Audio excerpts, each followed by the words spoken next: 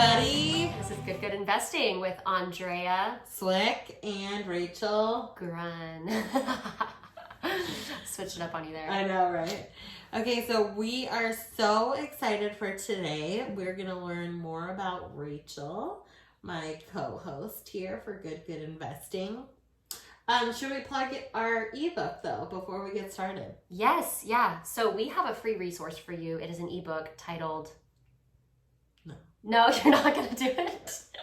4 Steps to Financial Freedom. It is an alliteration. 4 Steps to Financial Freedom. We did that, so it's memorable. Yes.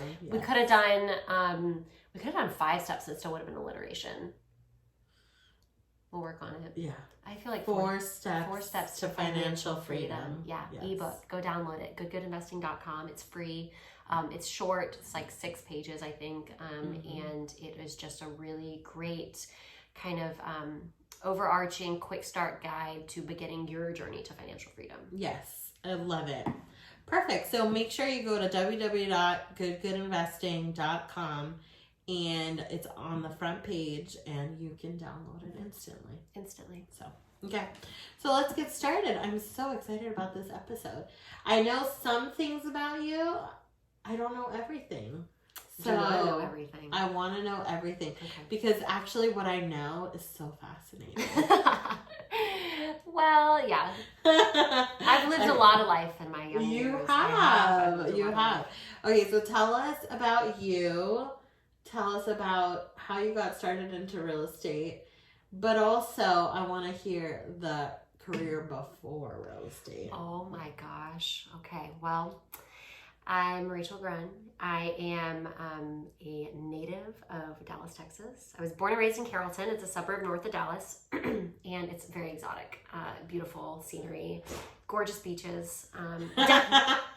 Definitely visit if you're in the area. If you're in Texas, skip Austin, go straight to Carrollton. It is just amazing and magical. But I did leave home at 17 and moved to Paris, where I was a high fashion runway model. And I did that for, well, I still kind of, listen, I say if they call, I will pick up the phone, but it's not something I'm actively pursuing. But for 10 years I did, 12 years actually, I actively pursued modeling. I lived in Paris, then lived in Los Angeles, and then New York, and then London, and then back to New York, and then back to LA. So I've kind of done all the big high fashion cities, Milan, did the runway circuit for 4 years, walked for designers like Chanel, Dior, Calvin Klein, Valentino. And who did you walk with? That's also interesting. Everyone asked, did you meet Kendall Jenner? Yeah, we walked in a show together. Kendall Jenner, Gigi Hadid, Bella Hadid. We all did the Dior show together in 2016, I think it was. Anyway, in Paris, and that was amazing. So yeah, it's been a crazy kind of whirlwind 12, 14 years that I've been doing it. I really started when I was 14 and I'm 28 now. But I did the high fashion runway from 21 years old to 25 years old. So I did the high fashion stuff for about 4 years. And then I've kind of done like e-commerce for like Neiman Marcus, JCPenney, other big retailers like Philip Lim, Saks Fifth Avenue, that kind of like online stuff, which is where the money is. Pro tip for models out there. No one pays you anything to walk runway shows. It's literally like the most I ever made on a runway show is like $300. And that's before commission, before tax. So like you're walking away with like $120. And a lot of times they just pay you in trade. So like some designers, they're like, oh, your payment is that you're walking for this big designer. Great. I'll tell my landlord. And I'm sure he'll comp my rent. Like I need to get paid, you know? And they give you like a handbag and I'm like, like maybe you could sell the handbag on Poshmark or something, but like, I'm like, I need money. So did not make money doing high fashion, but doing those kind of like high fashion shows built your credibility to the point like when you came back to the States, you would do e-commerce work for like Tory Burch or Victoria Beckham. I did e-commerce for her and they would pay you more per day because of your like record. Oh, got it. It's almost like an internship. Right. It's like Runway was an internship for my actual job, which was e-commerce. Wow. Yeah. Okay. It's very interesting. And you met your husband through modeling, right? Yes, we met on set. in New York City, and he is amazing. We just gushing on JJ last week, but my Dylan is also just the sweetest. He really is. He's the best. And yeah, we met on a set, and then we ended up moving to Los Angeles together in 2019. And then in 2020, this crazy thing happened. It was this like insane virus that just started spreading rapidly around the globe. And I don't know if it affected other people, but it certainly affected me. And my life just shut down. I mean, modeling, acting, all that work just dried up overnight. Right. And suddenly I was like, oh, I don't have a job and I can't qualify for unemployment, because they did not open up unemployment for self-employed persons until like May. So it was like months after the pandemic hit before I was able to claim any unemployment. Granted, they paid us like, you know, retroactively as well. But I mean, for like 3 months, we were like, just draining our savings account, our bank account, and it was like intense because like rent's got to get paid, you know. Yeah. And so that kind of, I've been investing passively for a lot of years since I was 20. So when I started modeling, I started saving up money, and eventually had enough to start investing in syndications and residential real estate. Okay. So I was doing flips, and I was doing like long-term rental properties in Dallas, even though I was not living here. I was living in New York at the time. Okay. But I was still investing actively, kind of. I mean, those are kind of active investments. And then my mom in 2016 started investing in syndication. And she's kind of the one that started my husband and I on the whole journey, because she found out about it through a friend or through some sort of like, that's the thing with syndication. It's like so word of mouth. Like you, right. You can't advertise.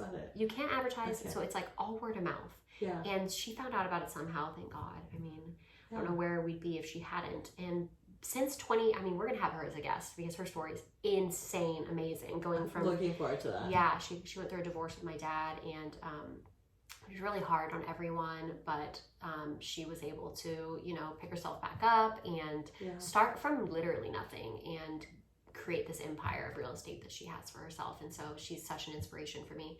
Shout out to Kendra. Shout out to Kendra, Kenny. We love her, Mama K. Yes. And she'll be here. But she kind of got the worm in our ear that, you know, we could really scale. And we could really get our money working for us in a fantastic, grand way. Yeah. That just residential just wasn't cutting it. The trouble with residential for me was that you are vouching for the loan based on your own credit, your own income, everything. I'm self-employed. I write off as much as I can. I don't show much income on paper. Right. So for me, getting qualified for a loan, even hard money, was hard. Yeah. And with commercial real estate, you don't have to. Yeah. It's not you that's, you know, that's why you have partners, right? You have partners that have the asset statements to get qualified for the loan. Right. But you don't personally, passive investors don't have to sit there and give someone their credit score. Exactly. It's amazing because you're not personally, they're non-recourse loans. Yeah. You're not personally liable if it's not paid.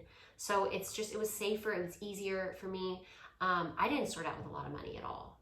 I have not taken a dime from my parents at all. Wow. Nothing. And since I've been modeling since I was 14, around 16, I started paying for everything except my own health insurance. Wow. Yeah. Just by choice. My parents were very happy to support me still because I was so young, but just by choice. I said, I'm working, I can pay my own way.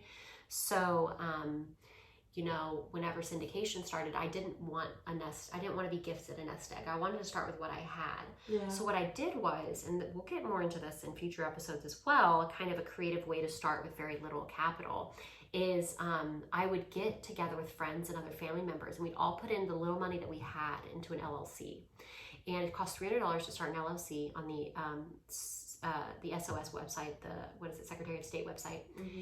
And we would open a bank account in the LLC name, and we would all put in like a couple of thousand, whatever we could afford, and to get up to the minimum, because generally there's a minimum on investments. And once we reached the minimum, we would invest as a unit. So we would invest as the LLC. And then whenever we would get paid out quarterly dividends or, you know, the sale payment, we would then split that depending on our equity in our LLC. Oh, nice. Yeah, so it was a really great way to get started. A good starting point. A good starting point until I had enough capital to invest myself as Rachel. so that was really exciting. Right before 2020, well, actually it was in 2020, February of 2020, right before the pandemic, I was actually under contract on an Airbnb in Indianapolis. Oh. Yeah, so I was going to do the whole Airbnb host thing, which you know a lot about. Yes. But I ended up canceling the contract, and it wasn't because of the pandemic, because this was like March 3rd. So it was before the world had shut down. Yeah. So glad I did not own an Airbnb in Indianapolis. Yeah. Because that whole year I was banking on the Indy 500. I was banking on Pacer games, Colt games. Everything stopped. So it would have been very hard to pay a mortgage in Indianapolis. Wow. During the pandemic. So what made you stop the process? It was just going to be too much for rehab. We did the inspection, and the inspection came back. There was just too many functional things that were wrong with the properties. Too many things that would have to be brought up to code, even for a rental. And I just was like, I am like going so out of pocket on the down payment. I just can't afford this right now. And then not even a week and a half later, the world shut down. So very grateful for that. Yes. Very grateful for that. That worked out. Definitely. And so, you know, Dylan and I, we had already been investing passively. And whenever the pandemic happened and our entertainment work dried up, we were like, well, you know, we want to start a family. And Los Angeles is a very hard place to raise a child. Yeah. It's expensive too. You know, you lived in California until recently, or I guess, how many years ago did you move? 3 years. 3 years, yeah. So until recently. So just a difficult place to raise a family. And we made the difficult decision to move back to Dallas. My husband is from the Northeast. He's not from Dallas. He is we met in New York City, where he's lived for the past 10 years, but he's originally from Pennsylvania. And so for him, it was difficult to move back. He doesn't know anyone here. Right. We're just surrounded by my family, none of his family. So it was hard in the beginning, but oh my gosh, has it been the best decision ever. Shout out to DFW. Shout out to Dallas, Texas for existing. Right? I love it here too. It is great. Yeah. Everyone come to Dallas, but also don't. Right. Move here, but don't. But maybe like come and stay for a minute. Yeah, no, it's fantastic. Our life has transformed in such a good way. So I love that y'all love it too. Yeah, love it. So I am actually a residential realtor in Dallas also. So real estate is my full-time job. I am not, I'm doing residential and commercial at the exact same time. My husband is a residential loan officer. So these past 2 years have been wild, crazy for us, but fun and very awesome and successful. So in the past couple of years, I've traded over $100 million in commercial and residential real estate. Go, Rachel. It has been amazing. So much fun. So a little bit about my journey to the active side of syndication. In 2019, I got with the Bigger Pockets guys. If you guys don't know Bigger Pockets, it is a podcast / community of real estate investors. They've always had quite a heavy emphasis on single family. Yes. AKA residential. We'll use single family residential interchangeably. They mean the same thing. Yeah. So they've had a heavy emphasis on single family, doing flips and burrs and stuff like that. I don't know that we're going to really get into it unless we have a guest on that specializes in that. But you guys can head over there. I learned so much from Bigger Pockets when I first started. At the time, maybe we should have Brandon Turner on. Yeah, shout out to Brandon Turner. If you're Brandon Turner, I know you're listening. Turner. Brandon, call me. We need you on. Okay. Brandon, I know you're listening. So I did. Yeah, that's a great idea. But you know, he was on Mark and Tamil's podcast, the Think Multifamily podcast. Oh, I didn't know that. Yeah. Okay. So you guys should also check out the Think Multifamily podcast. Yes, Mark and Tamil Kenny are our mentors. Yeah. And so we are, we love them. We'll definitely have them on the podcast at some point too. Yes. Anyway, so Brandon Turner and Ryan Murdoch over at Bigger Pockets. Brandon left Bigger Pockets recently. I don't know if you know that. Yeah, I do. Because he realized commercial's the way to go. Yes, exactly. So I was kind of at the genesis of that whole movement at Bigger Pockets. They decided that they were going to start buying mobile home parks across the U.S. Okay. So I connected with them. I literally slid into their DMs. Like you did? Yeah, never worked for me with a guy, but worked for me in business. It's fine. That's amazing. Yeah. Go you. So I slid into their DMs and I was like, hey, you don't know me, but I'm like really interested in real estate investing. This was in 2019, so just a few years ago. Yeah. And I was like, I see that like you're, you know, kind of like putting out feelers for like a mobile home park takeover. Like, can I join the grassroots team? So I was hire number 1. I was first person they brought on. Wow. And we started immediately hitting the ground running, looking for mobile home parks.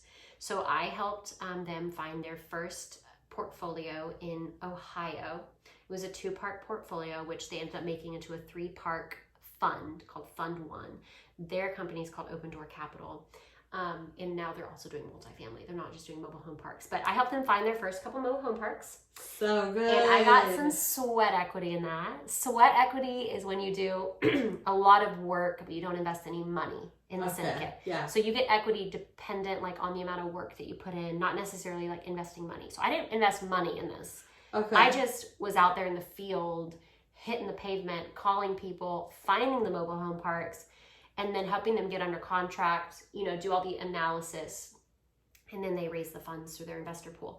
But it was amazing. It was so incredible. So the pro forma on this, now I'm going to throw out some industry terms, and I'll try, just let me know if I throw out something that's maybe people don't know. But pro forma is kind of like the projection of an investment. Yep. So the pro forma said that it was going to be a 5 to 7 year hold, meaning they're projecting that long of a hold. Yeah. We sold in a little over 18 months. Wow. Yeah. That's exciting. Yes. So short. The shorter, the better, I will just say. Not in all things, but not in all things. But in investments. When it comes to investing, shorter the better. Yes. Shorter the better. Yeah. Yes. We love an abbreviated hold period. Yes. So that's like, I think like a lot of investments project like 5 to 7 years just to be conservative. Right. But so many, especially during COVID, sold like 18 to 36 months. Yes, exactly. Like that was average. Yeah. So we actually doubled projections in just a little over 18 months. Wow. Doubled. So we said, yeah, we're going to sell. And so we sold that last fall. And that was my first taste of like a GP active partnership. And I was hooked. I mean, totally hooked. The payout. Yes, it is like, I mean, it is such like a hunt and kill thing, and I love it. I love the hustle. And since I'm already in real estate, my husband and I have super flexible schedules. We were like, let's do this full time. Yeah. This is fun. So that's when we joined the Think Multifamily Mentorship, because in this business, you really need a mentor if you're being active. It will just accelerate things. It will. Yeah. Can you do it on your own? Yeah. Yeah. Watch YouTube videos. You can do it. Listen to podcasts. Yeah. But get a mentor if you want, just to make things go faster. Yeah. And like, what investor is going to be like, yeah, I'm going to give Rachel $150,000. She's never done this before. Right. I wouldn't do that. So when you have a mentor on your side, they're on the deal partnering with you. Yeah. So they're able to say to your investors, hey, we have 20 years of experience and we signed off on this deal. We're going to help manage it. We're going to help Rachel through it. And it just gives everyone like more assurity that the investment's going to perform. Exactly. So that is a very long-winded answer to your question of me. And I had a baby girl in January. Willow, shout out Willow. Shout out to Willow, best baby ever. She's so cute. She's a little loud, so we couldn't bring her today. She's so cute though. Yeah, and Tux is obsessed with her. Tux is obsessed with her. Again, Tux is her dog. Yeah. Andrea's dog. Let's clarify. But maybe we'll have Willow on as a guest at some point. Oh, that'd be so cute. Yeah. She's the best.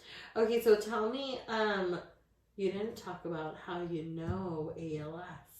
Wait, no, ASL. ASL. It's fine. I have dyslexia too, so it's fine. American Sign Language. American Sign Language. Okay, so my grandmother was a CODA, and if you've seen the Oscar-winning movie CODA by the same name, it stands for Child of a Deaf Adult. Oh. Yes, and so my grandma grew up in a deaf family. She started here in Dallas the Deaf Action Center, which is a community for deaf persons and hard of hearing persons. Or hearing impaired, I think is what you call them now. So hearing impaired and deaf. Because for the longest time, deafness was seen as a disability. And deaf people weren't given translators or interpreters in courtrooms, schools, or hospitals. And so a lot of times they were left out of the decisions on their own like medical problems. They were not properly represented in courtrooms. They weren't learning in school. And so people would just assume that they weren't intelligent. They had a learning disability, something. It's not. They're just fully functioning people that just speak a different language.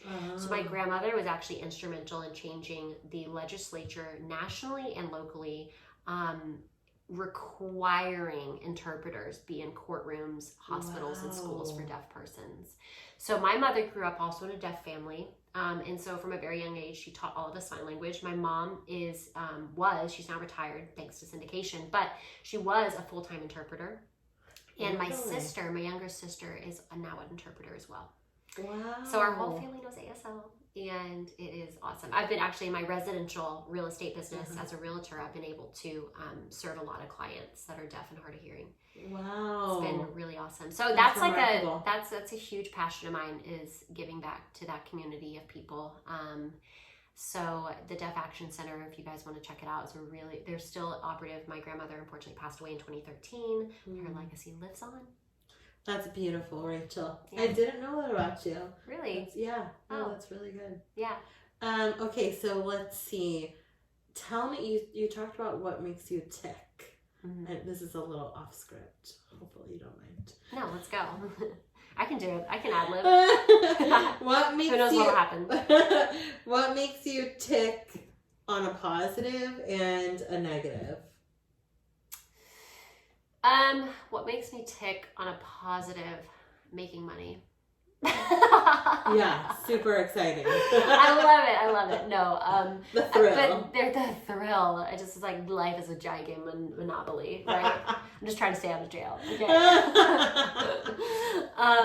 But no, seriously, there's so many things. We talked about this on the last episode as well. There's so many things that money affords you, and it's not just like a higher like lifestyle. They're like the opportunity to give back to people is so important to me. And I'm not just saying that to sound like cool. Yeah. It actually is. Life is so meaningless if you're not pouring into others in a way that brings you, life also. And so actually a big tenet of my syndications that I'm going to be doing here in the future, I really want to incorporate a community impact element. And I want there to be something about my acquisitions that helps the community, whether it be we build a community center on site for, say, after school care, food drives, during the summertime, maybe provide lunches to low-income families that are relying on school lunches to feed their children. Things like that are so important to me because I'm not in the business of just creating a real estate monopoly at the expense of my tenants. I want them to be able to live good lives. I want them to feel valued. I want them to enjoy where they live. So that really makes me tick there, is actually feeling like I'm doing a good thing while also making money and making my investors money too. Everyone can win. Exactly. No, that's beautiful, Rachel. We are so aligned on that passion.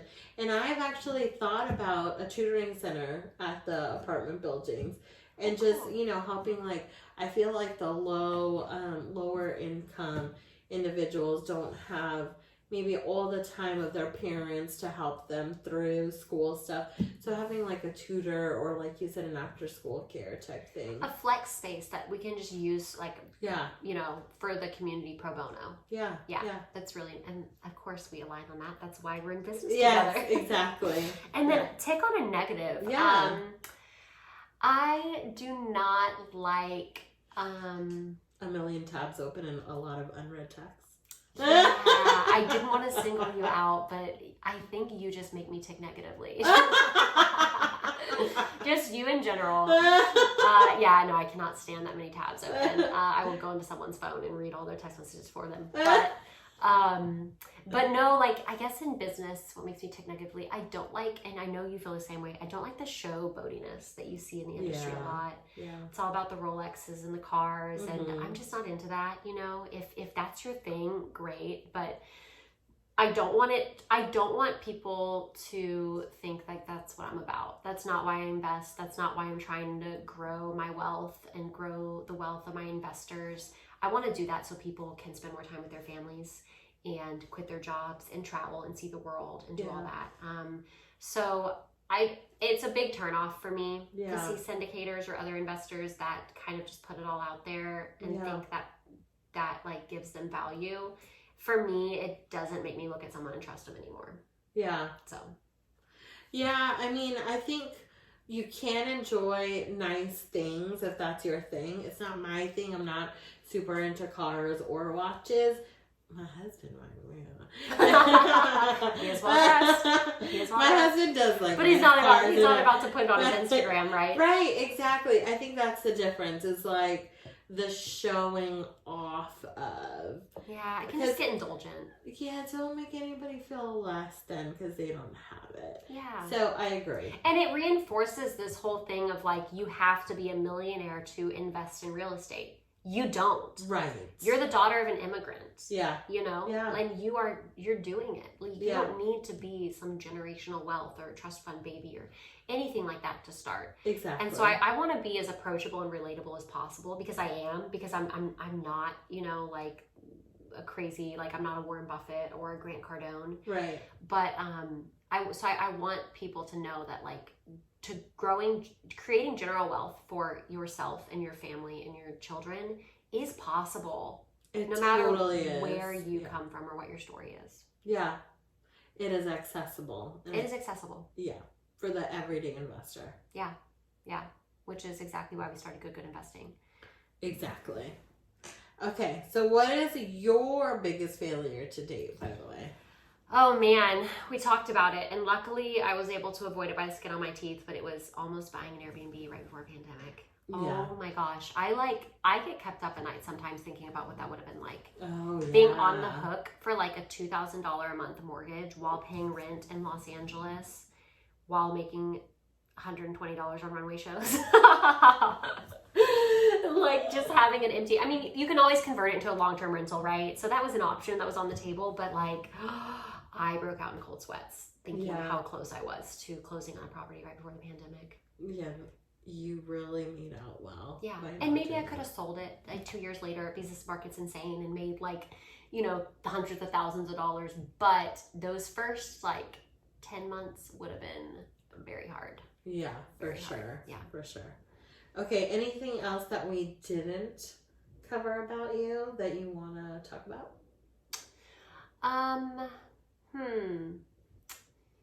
No, not necessarily. I mean, I think like we're just going to continue to kind of talk anecdotally about our stories as the podcast goes on and it becomes relevant. I just wanted to give the listeners like a base understanding of like who I am, where I come from. Again, if you guys are listening on the podcast, check out our YouTube. It's GoodGood Investing. All of our podcasts are recorded. Hey to our YouTube watchers.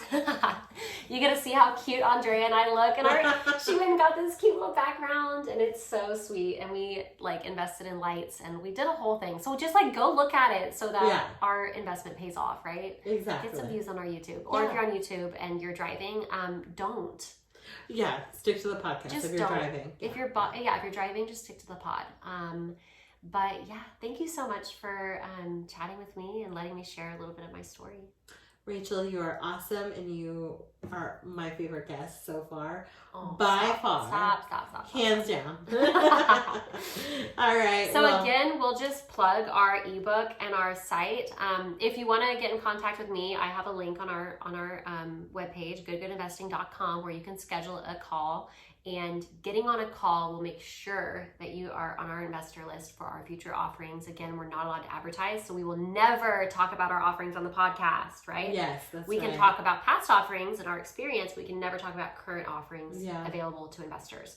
So for that, you will have to get onto our webpage, sign up for our email list. Downloading our ebook will get you on the email list. So it'd be like a double whammy. Get our ebook, which is 4 Steps to Financial Freedom. It's free and it's a great resource. And then if you want to connect further with Andrea or I, our links are on there. You can contact me at Rachel, Rachel, at Third Coast, THIRDCOAST -capital.com. And I'm at Andrea at bigshinecapital.com. Andrea is Andrea. Yeah, and all that information is on our website. Also, go check us out. And without further ado, we'll see you next week where we will actually be breaking down what a syndication is, yes, why it's a fantastic investment, talking a little bit more in depth about other sort of investment classes we'll be discussing during our podcast, some guests we'll have on, and then we will also be discussing some frequently asked questions. I'm so excited about the next episode. Yeah, it'll be great. Should we just do it now? Should we just should we just click stop and then re-record again? I think so. If you're watching our YouTube, you'll be able to tell that neither one of us have changed clothes. And our whole thing was like, hey, we're gonna bring like 100 outfits and make it look, and like redo our hair, make it look like it's a different day, change the lighting. And then we're like, no one cares. Yeah. They're not here for that. They're here to learn about investing. Exactly. So whatever. They want content. Hashtag content. Yeah. Okay, well, without further ado, thank you for listening to GoodGood Investing. And listen, don't invest good. Invest twice as good. Thank you. Bye.